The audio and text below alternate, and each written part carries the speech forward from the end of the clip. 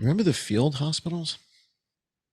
Yes. Javits, the Hope, the Glory. Yeah. We had Empty. the ships. Empty. Nobody Empty. was there. What's the red flag on the field hospitals? There's a red flag there that everybody missed. I missed it. What is it? When did they put them away? I don't know. What's the red flag? It's a cross, I thought. Well, when did they put them away? So first of all, how many did they build? And then second, when did they put them away? Well, they built them in every major city. There were 4 of them in Rhode Island. 4 field hospitals in Rhode Island. Okay, that's I don't even know basketball courts. Yeah, I mean, besides Providence, what else is there in Rhode Island? There's 4 places to put. I didn't even know that. Newport. I guess. I don't know whether I know there were 4 in Rhode Island. So they built them everywhere. So everybody sees Javits on television. What they don't realize is, no, they were in Miami, St. Louis, Cincinnati. I mean, everywhere there were field hospitals. And they were put away on May 1st. But they were ready April 20th. Why were they only standing for 11 days? 11 days? No, come on. This is the largest call-up of the National Guard in the history of the United States since D-Day. Excuse me, since D-Day. So since D-Day, this was the largest National Guard call-up we've had to deploy field hospitals in every city in the country. Okay. They had to be ready April 20th. We put them away May the 1st. They stood for 11 days. So why? How many people were dead when we said, oh my God, we better build field hospitals? There weren't 200 people dead in the country. There weren't 200 people dead in America when we said it's time to build field hospitals everywhere. And surreal, the thing I'm groping with, that I don't have a problem with, because you could say we just jumped on it knowing it was a problem. I can live with that. But to put them away May 1st is surreal. 11 days. Yeah, so what's the answer to that? Why only 11 days? Well, I don't know for sure. Again, correlation and causation, it's sometimes hard to prove, but there's a bunch of things that did happen in the same time frame. So March 13th is the day that Trump declares a national emergency in all 50 states. Right. And March 28th, for the first time in maybe 10 or 12,000 years, a meteor impacts Earth in Akure, Nigeria, March 28th of 2020. I remember that. How did I miss that? Because it was hidden. It was covered up. When something flies by their window, it might be out on that lawn, which is wide at least half of a playing field. Because there's no explaining what your imagination can make you see and feel. Your body wants nothing, you'll be hypnotized.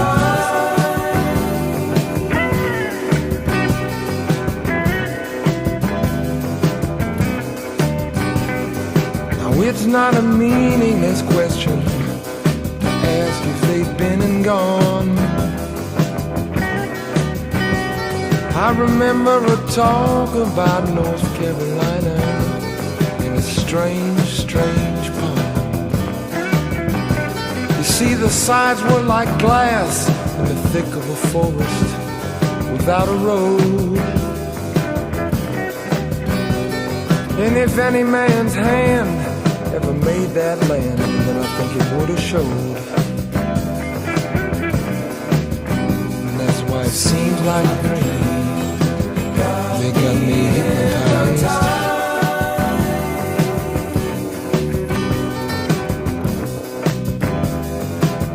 And I know that's right.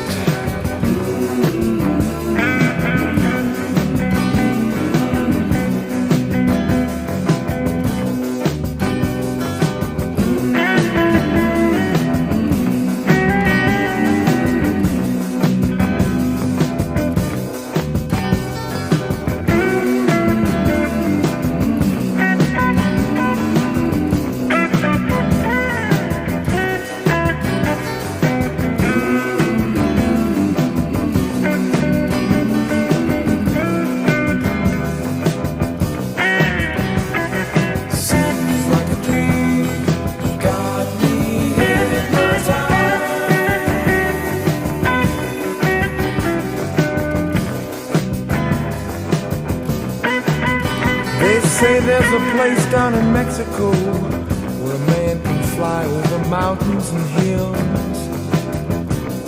And he don't need an airplane or some kind of engine, and he never will.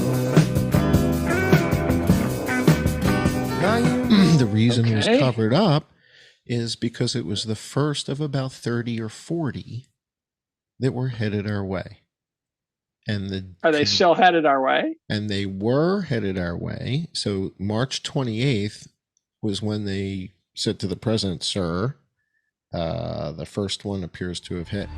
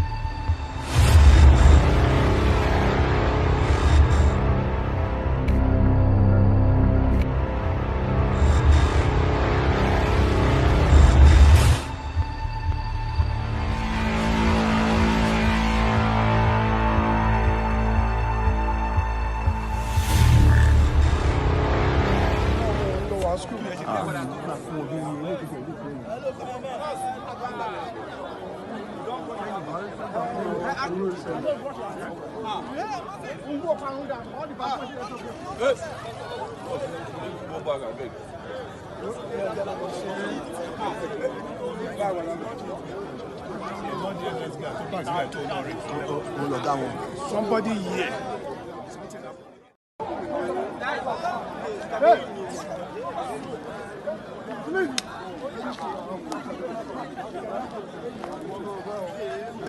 That was March 28th. Are you going to say the field hospitals were for the meteor?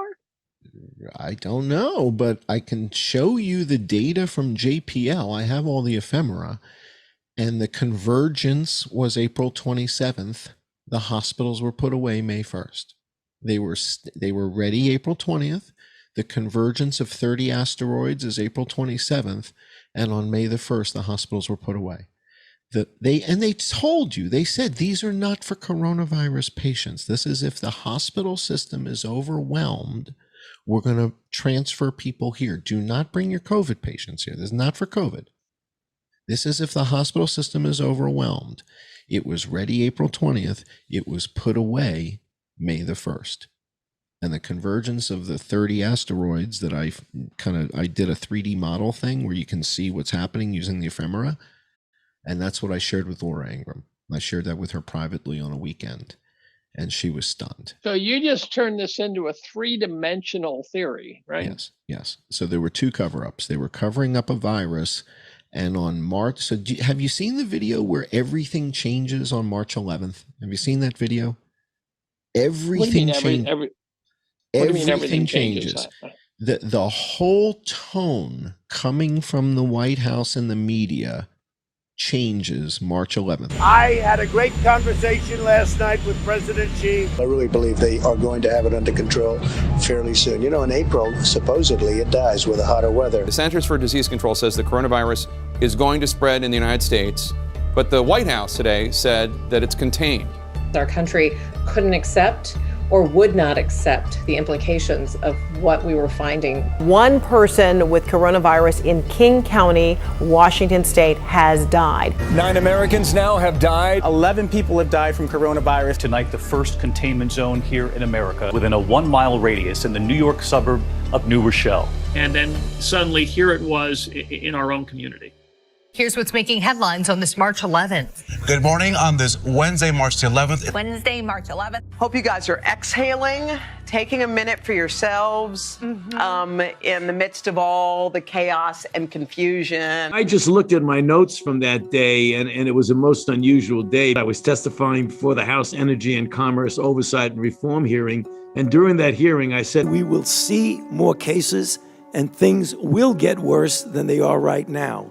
How much worse we'll get will depend on our ability to do two things: to contain the influx of people who are infected coming from the outside, and the ability to contain and mitigate within our own country.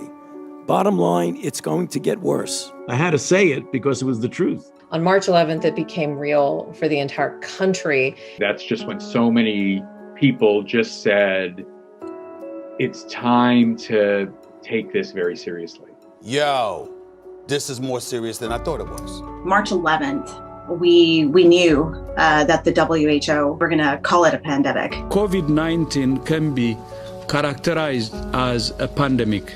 The vice president was initially going to do the press conference, but then we were told that the president would be doing the address, and it just kept getting pushed, and it eventually turns into an Oval address that night. To keep new cases from entering our shores, we will be suspending all travel from Europe to the United States for the next 30 days. Okay, I appreciate it. What the hell happened last night that all of a sudden the president's now taking this seriously? We're going to declare a national emergency in all 50 states. We've never done this in history. This is Don't Look Up. It is Don't Look Up. It is Don't Look Up. That's the whole point here. Good afternoon. Let's go straight to the Rose Garden. President Trump about to hold a news conference on the coronavirus crisis. There you see him, Vice President Mike Pence. Thank you very much, everyone. Thank you. Thank you.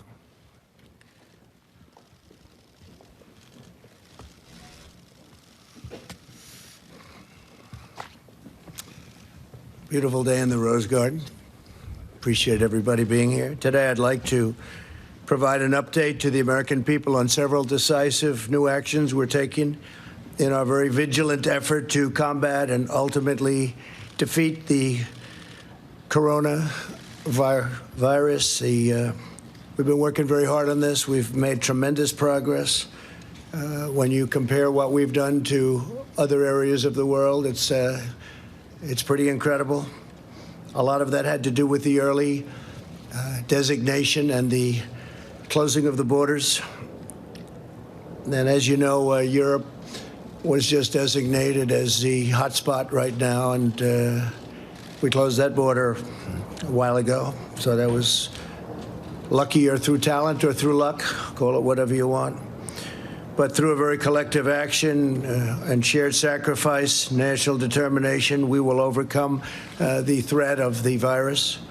I also announced Wednesday night, following the advice of our medical professionals, who are doing a tremendous job, and we appreciate it very much, that we're suspending the entry of foreign nationals who have been to Europe in the last 14 days from entering the United States. Citizens, permanent residents, and our families, any of the families returning from Europe, will be subject to extra screening as well as self-isolation for a period of 14 days. As the World Health Organization confirmed today, many of the things that what we said were 100% correct, including our designation. And I'm sharing it with Laura Ingraham, and Laura Ingram's looking at it and going, "You've got to be kidding me." And she's freaking out because he didn't tell her, because they were kind of close. And she wasn't read into the program. She didn't know until I showed it to her. And that freaked her out, was that she wasn't going to be told. April 27th of 2020, we were facing... Was that the Nigerian hit? The Nigerian one was 27th? March 28th. So here's your timeline. Okay. Trump declares the emergency on March 13th. Everything changed 2 days earlier. So March 11th, the media changes their tone. The White House changes their tone. And by Friday, he declares a national emergency. FEMA's in charge. Basically, the head of NORAD is the guy in charge of the government at this point. And that's what happened. You know, these events occurred, right? So it's a matter of record at JPL. So NASA's JPL keeps track of near-Earth objects, NEOs. And there's a log of all of this activity. So again, it's not speculation.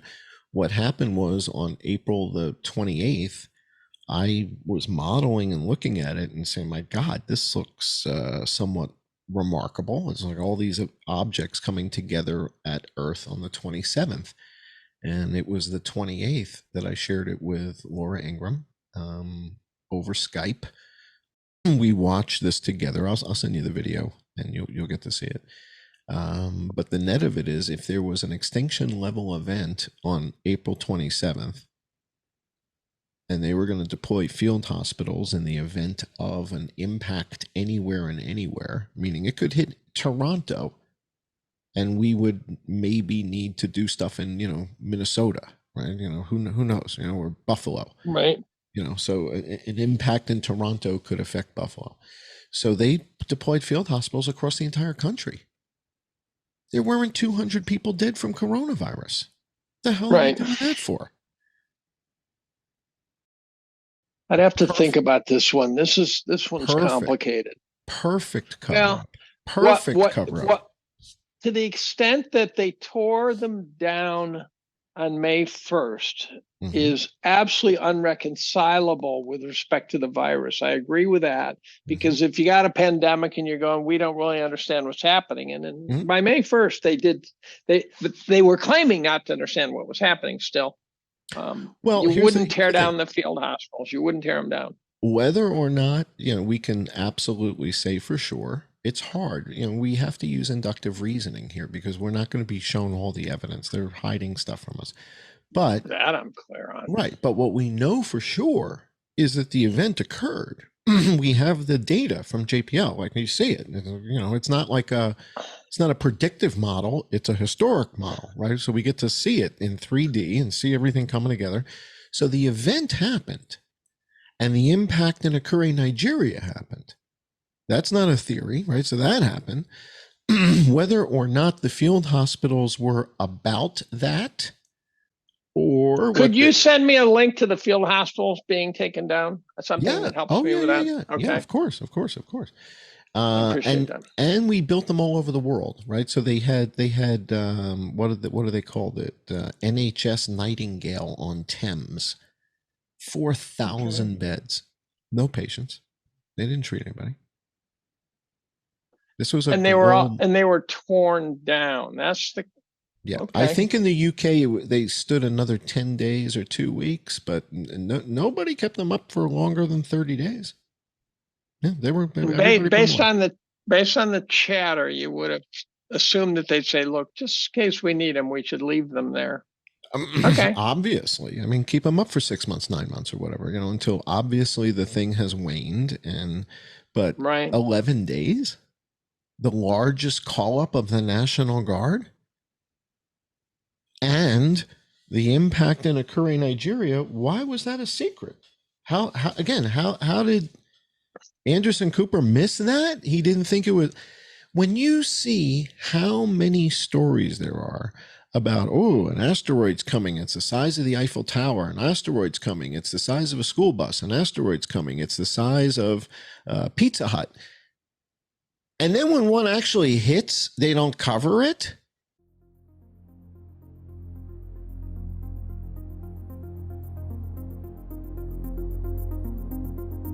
Unfiltered. We've all seen these disaster movies showing asteroids, comets hitting the planet, but could something crazy like that actually happen? Here to give us a dose of reality is Professor of Physics at UC Santa Barbara, Philip Lubin. Philip, thanks a lot for taking the time. We really appreciate it. So if one of these things, these comets or asteroids, were to hit Earth, I mean, what would it look like? Is it even possible that this could happen in our lifetime or in coming generations? Well, it's a question of timescale, Dan. You know, this has happened before. Our previous tenants, the dinosaurs, exited because of this, and it will happen again in the future. It's not a question of if it will happen, it's a question of when. And it's also a question of scale. We get hit every day by about 100 tons of material coming in, but it's very small. It doesn't really even we don't even notice it. Once in a while, you know, like in 2013, Chelyabinsk got hit by a 20-meter. And in 1908, Tunguska got hit by about a 65-meter, which wiped out a fair amount of trees, but didn't kill anybody. But a couple questions for you just to wrap this up. What would it actually look like if one of these bigger ones, God forbid, were to hit? And second, do we have the technology now to detect these things? I mean, you know, there's things I want to worry about, things I don't. If you tell me, yeah, we can detect it, all right, I'll worry about it a little less. Philip, last question for you. Say we do detect one of these things. You can tell like I'm, this is on my mind. Say we do detect one of these big ones coming in. I got it. Yeah, I know. I mean, maybe I've seen too many movies. Is there the technology out there, nuclear weapons, whatever it may be? I mean, is there any way to divert them from our path? Do we have that?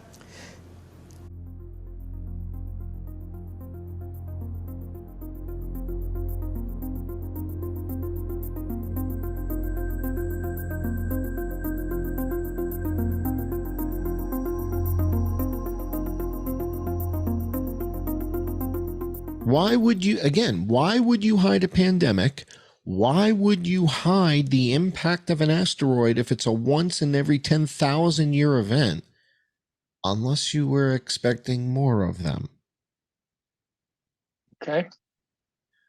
There's a movie that was coming out that summer called Greenland about a comet that breaks up and the pieces of the comet start raining down on Earth and all hell breaks loose. Is this Clark, this interstellar comet? Right? I mean, yeah, big news. I don't see Clark. Oh, maybe he's still sleeping. Dad. Some of Clark's larger fragments are now expected to enter our atmosphere. That's right, and now these are just... What are they saying? More of the same. I bet you it's gonna make a heck of a show. Whoa. Where are they going? I don't know. One of the first chunks is about to hit. Hit? Only part of it. It's going in the ocean. Would you look at that? Wait, where's the explosion?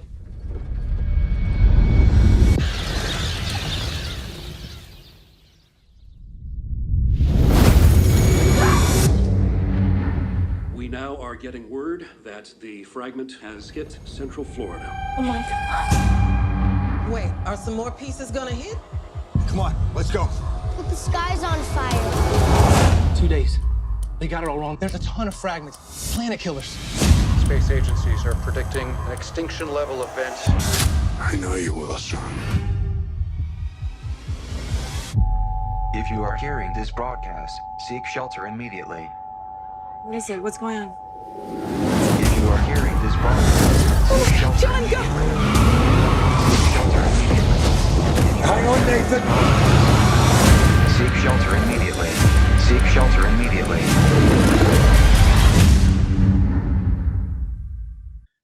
Okay. The trailer for that movie was pulled from the internet when I reported the story to Laura. So I share the thing with Laura, and all of a sudden the trailer for the movie Greenland about a comet crashing to Earth and, you know, raining rocks basically disappears from the internet. I was like, why would you guys ghost the trailer as if it didn't exist? That's kind of suspicious behavior. I don't know to read much into it. But again, the JPL data is there. The ELE event was April 27th of 2020. The impact in Akure, Nigeria was March 28th, 2020. And we put all the hospitals away May 1st. So whether or not... the debris, therefore, was whizzing past the Earth for almost a month then by that model, right? I'm sorry, say that again? the debris was whizzing past the Earth for quite a while by that model. Is that correct? The debris that the 30 or so chunks of shit that one of them hit Nigeria. The one that hit Nigeria was sort of a precursor of the cloud. In other words, the cloud of them was April 27th. The one that hits March 28th. So they all came the same day. Yeah, the March 28th, they weren't expecting it. It hits in Nigeria, and they're like, uh-oh. This is starting sooner than we think. So then they started looking and... Yeah, it's starting sooner than we... Keep in mind that with these asteroids... Have you found a JPL type person who they all went into hiding. They all went into hiding. All the B612 org guys, all the Meteor guys disappeared. And remember, they closed all the observatories. It's like, what the hell? Why are you closing the observatories? None of this is familiar. Yeah, they closed all the observatories. And it was like, guys, it's a respiratory infection that hasn't killed 10 people in Shanghai. So you're closing all the observatories? The hell does that have to do with the price of tea in China? It doesn't add up.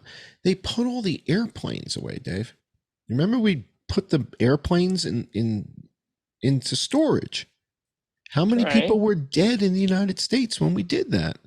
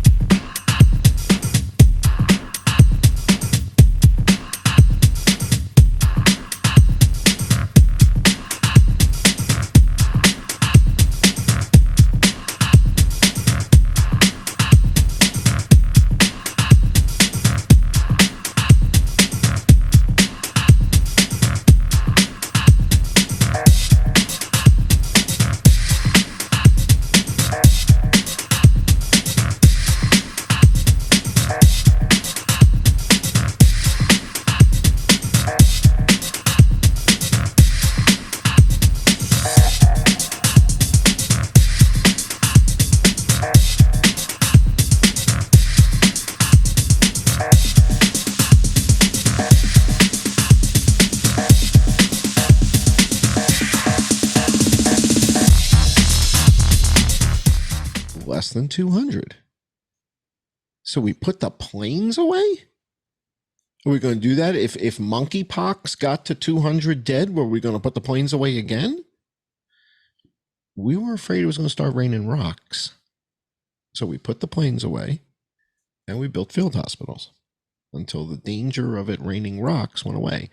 Don't Look Up was real. It happened.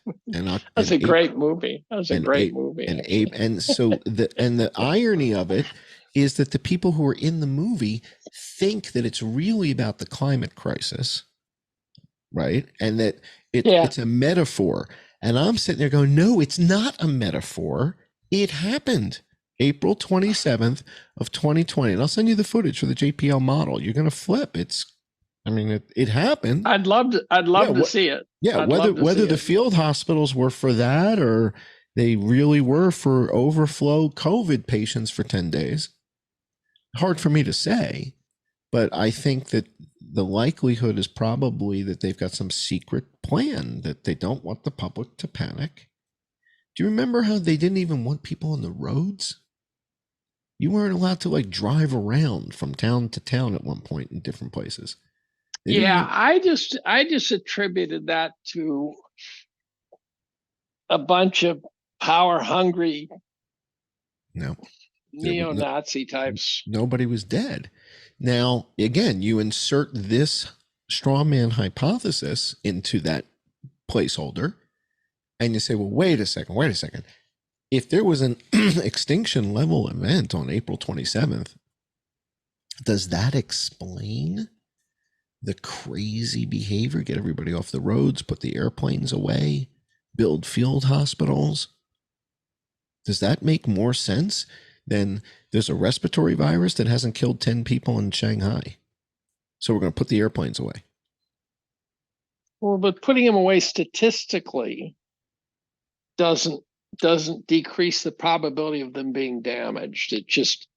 What it does is it makes it decreases the probability of a hit and increases the damage of a hit, right? Well, my math tells me it decreases the likelihood that it will be hit while airborne 100%. Well, right. definitely that. Right. Definitely well, that's that. what they're afraid of. But That's what they're afraid of. But we were in the middle of a scary pandemic, and so the idea of putting people on planes didn't make sense. I was in cover charge story. of a Perfect cover story. But I was in charge of things, and at one point I tweeted something about some meeting getting canceled. I said no one wants to hold the meeting of death, so they're all being canceled. And statistics or stats or whatever, there's a journal by that name, repeated the tweet. Oh my God! And so so now everyone wanted to just go straight to hunker down. So putting the planes away seems fully consistent with the. I don't think you need the meteor shower to explain most of that. I don't understand the. You do because of the timing. You do because of the timing, and well, that could just be coincidence, right? I mean, that really could be. The fact that it arrived is coincidence. So you got to assume there's a coincidence, anyways. There is a coincidence. Well, absolutely. In other words, prior to March 10th, I don't think anybody knew anything about the meteors. Nobody knew anything was happening with meteors before March 10th. It was just coronavirus and this other pandemic, and that's what was happening. March 10th, they come to the president, Mr. President, NORAD, we got to show you this. This does not look good. This does not look good, sir. April 27th, we got a projection here. The models are showing us this. And what do you want us to do? Well, we have a plan to deploy field hospitals. Why don't we just tell everybody it's for the COVID thing and we don't panic anybody? And if nothing happens, nothing happens. We don't need to panic everybody. I got enough on their plate. And they deploy the field hospitals and tell everybody it's for COVID overflow. And it's real easy cover story. We're in the midst of it already. There's no need to panic everybody. I mean, nothing may hit. Well, okay. Right. So we may have zero impact. Right. So then one hits Akure, one hits in Nigeria, and now they're taking it real seriously. Now, all of a sudden, all of the, the naysayers who are like, yeah, asteroid my ass. Come on. How big was the Nigerian one? How big was it? I'll send you some pictures. The hole in the ground, I think, is 60 meters across, 180 feet. That's a pretty big one. It's pretty. Again, it's bigger than anything you've seen in the last 10,000 years. Anything that's bigger than this. Is that right? Is that right? Yeah. Oh, yeah, right? Yeah. Anything that's bigger than this was historic and is, You got to find someone from JPL or something. You got to get someone. Do you know anybody? Do you know any astrophysicists or astronomers? I know Steve Squires, who ran the Mars rover program. Yeah. But I don't think he'd want to get involved in this story. Just ask him. Say, if you said, Steve, what the hell is this in Akure, Nigeria? How the hell they keep this secret? I'm looking at a hole in the ground here. How is this not a story? Time magazine didn't think this was interesting. National Geographic didn't want to go to Akure, Nigeria and look at the hole in the ground. Who covered it? Who did cover it? Local guys with camera phones posting on YouTube, and I got footage. So the off Broadway crowd, right? Oh yeah. An explosion that occurred at about 1 a.m. this morning in Iluabo, a suburb of Akure located along Akure-Owo Expressway, has led to the damage of several houses around the area. Governor Rotimi Akeredolu led top government officials to the scene. He advised that people should move away from there in order to be safe.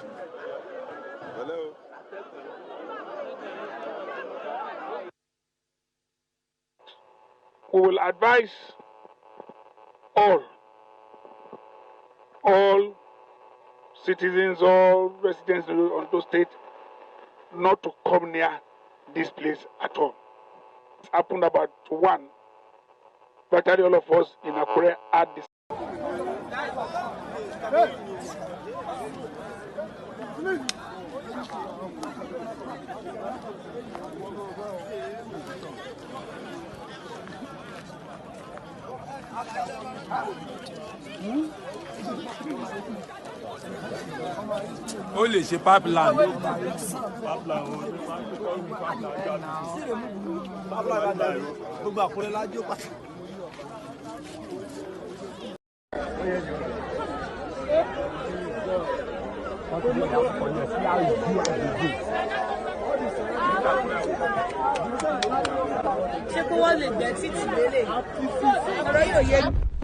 ṣé wọ́n gbẹ́ títì báyìí ni wọ́n gbẹ́ títì báyìí.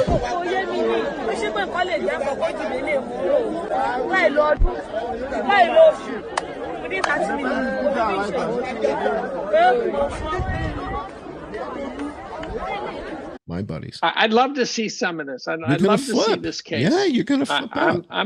I'm fine. I you know, Aristotle said, you know, an educated man can entertain an idea without endorsing it. Exactly. Exactly. And that's all I want you to do. I just want you to look at the evidence. So I do want to see the evidence. Yeah. Which of these narratives fits the deployment better? And the issue here is the number of people that were dead at the time that they did the field hospitals and the time they put the planes away. When we put the planes away, I don't think there were 75 people dead in America. When you say put the planes away, you mean just stop flying? Yeah, there was a story about a pilot who, when they restarted flying 6 months later, he gets out to the boneyard or whatever they call it, where they stored these things in the desert. There was a note in the cockpit from the previous guy saying, hey, you know, we're parking these things, and it was March 24th or something. Basically, it's the week after he declares this national emergency. Okay, so your claim of putting the planes away, it was a metaphorical. It wasn't literally away. It's just stop flying. Put them in a hole. Put them in the desert. Yeah, they put them out in the desert. Okay, and they capped up the engines. I thought you were saying they put them inside a building or grouped them together. No. That's different. No. They were all over the tarmac, and they kind of stacked them, packed them.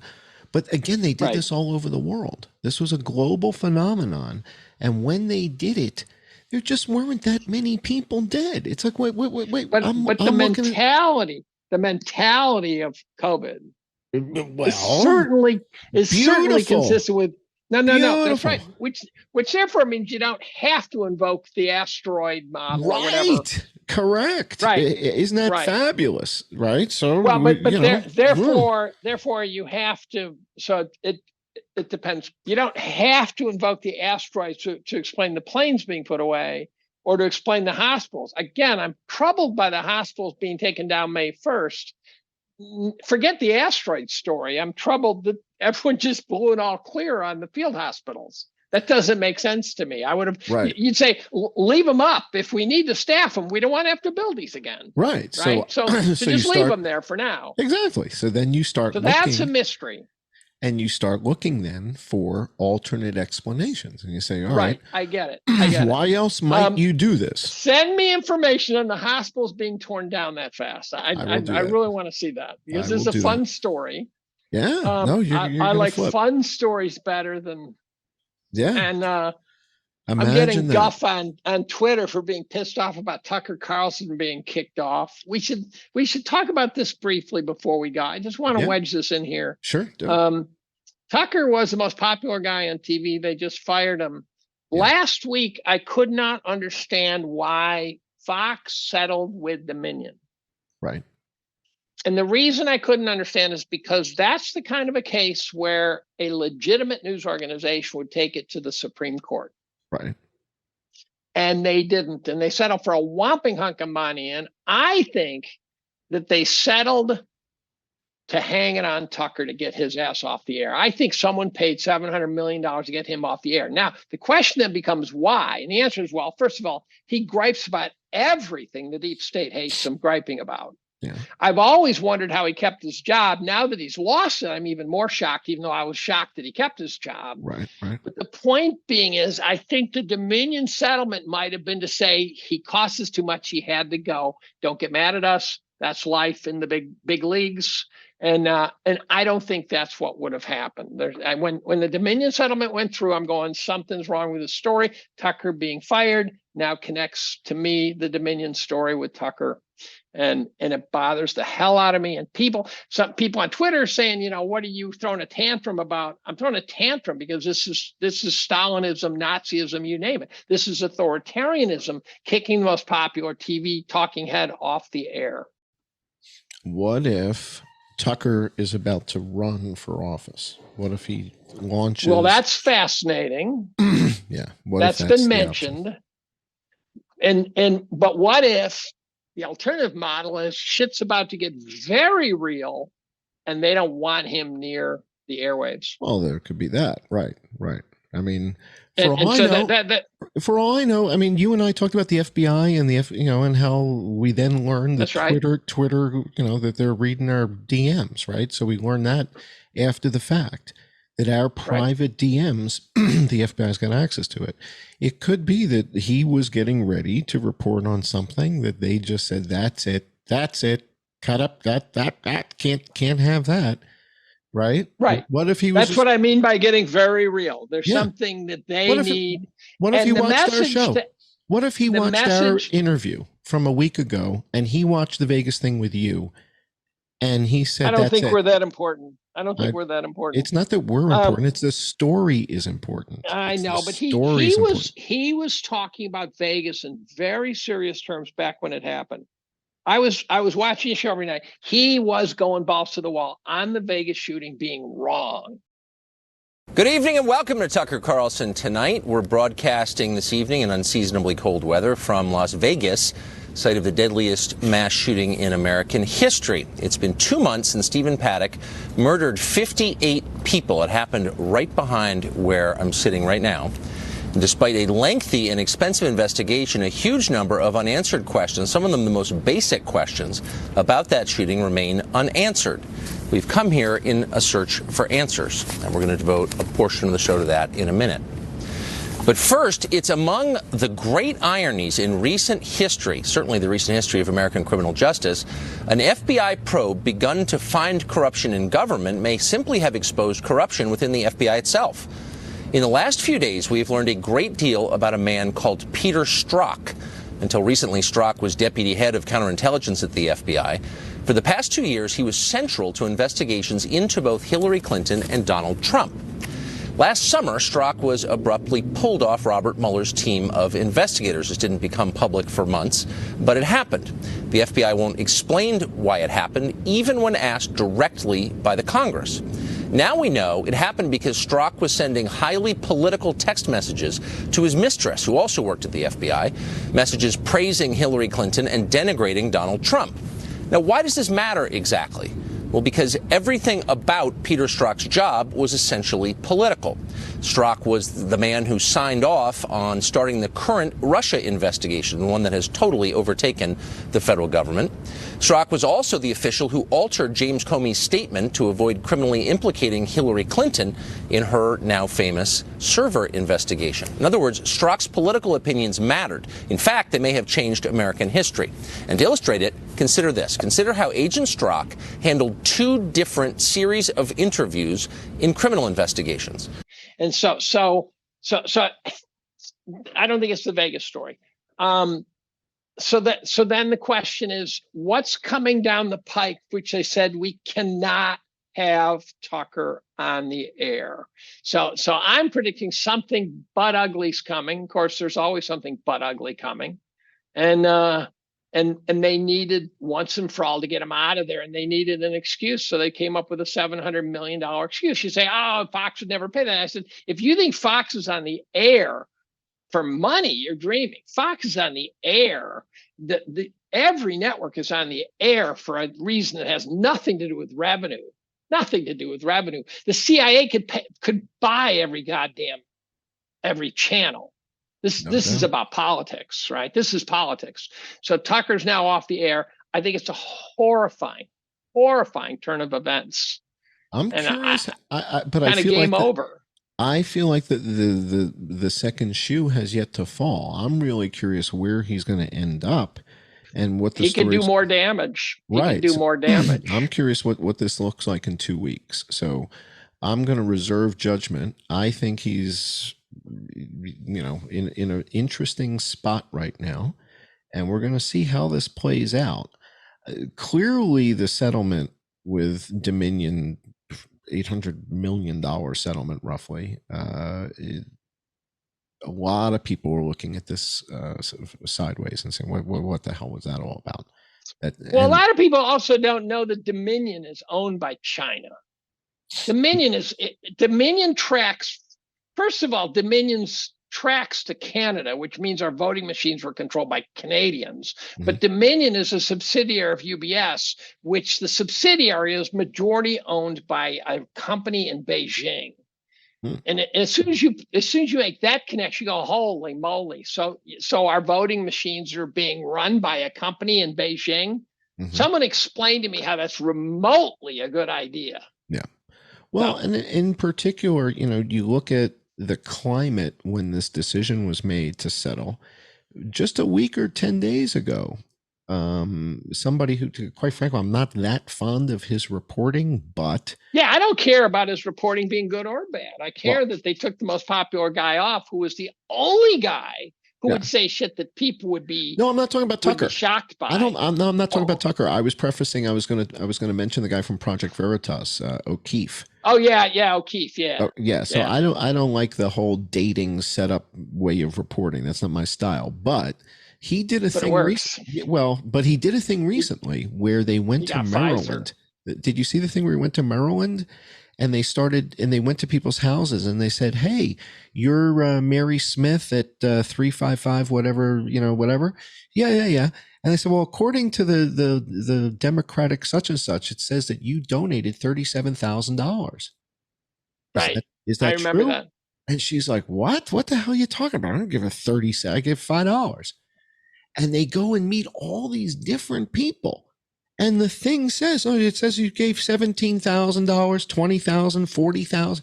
And the people are like, "What the hell are you talking about? I didn't give anybody $27,000 for a political thing." I remember that. But he also went after Pfizer too. That wasn't.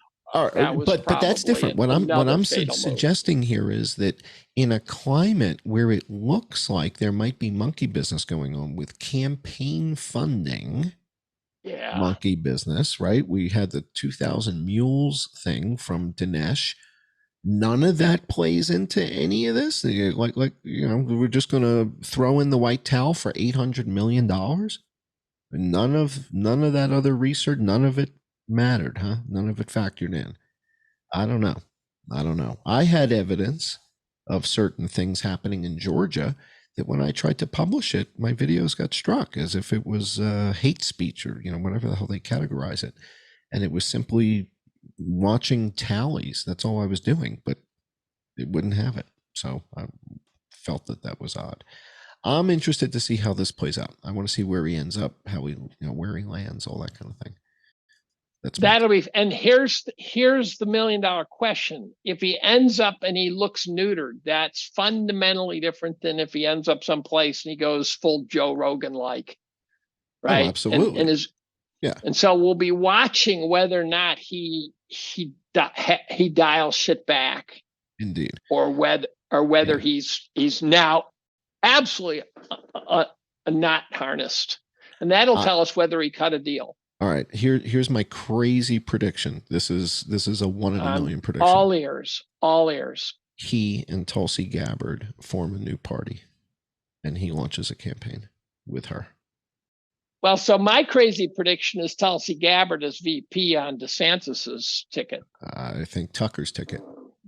Well, I'll yeah, bet you $1. I'll bet you $1. No. I'll bet you $1. Okay, well. We'll do a trading. We'll do a trading buck. places. Okay, we'll do a trading places. I'll bet that's exactly. I think it's Tucker and Tulsi. I think you get Tucker and Tulsi. I think you have a lower probability bet. Yeah, but a lower probability bet that's more entertaining.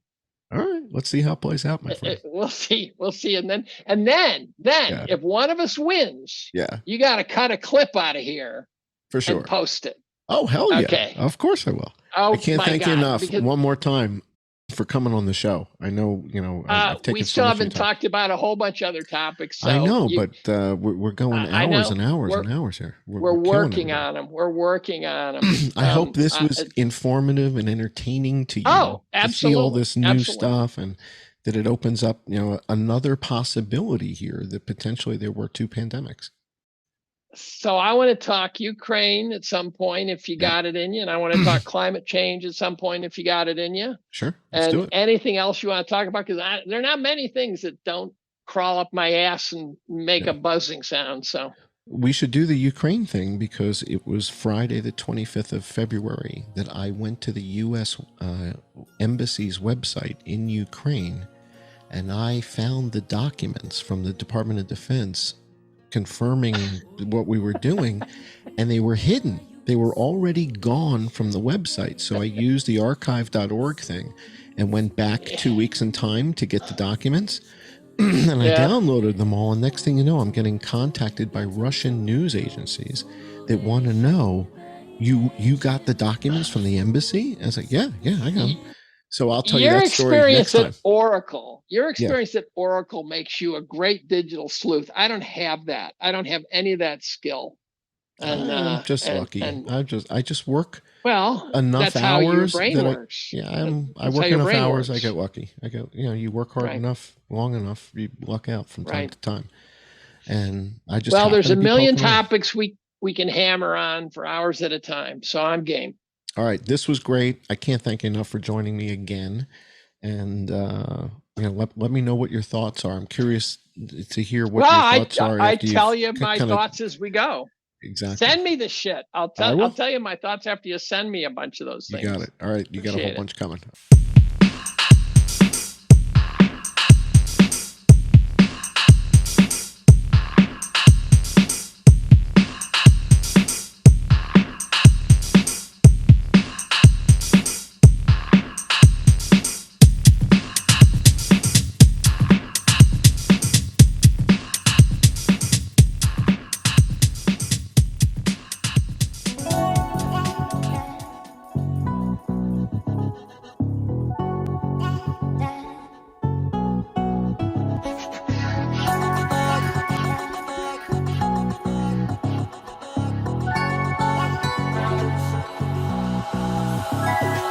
You talking a mad game. Wish I was sipping on what you were having. You play it up, it's a method of habit. I hear it all the time, but nothing that you're doing can back it. Here we go again. Boys, they wish they had me and they bitter. They be bitter. It's noise. The only thing I call a thriller is the silver. I'm only ever gonna be on top. I make that money and I can't stop. I make that money and I can't stop. Oh, I can't stop. Oh, no. You think about me? No.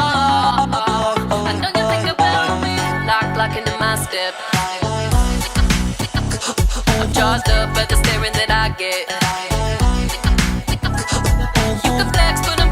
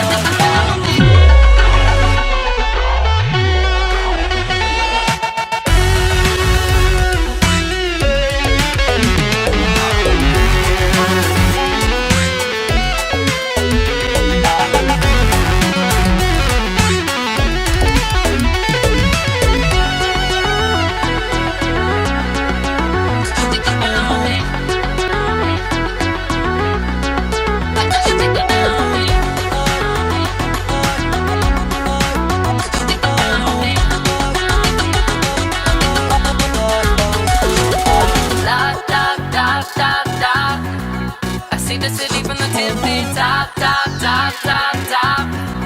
I make the money and I can't stop, stop, stop, stop, stop, stop. I make the money and I can't stop, stop, stop. Oh, I can't stop. Oh, you think about me. You think about me. You think about me.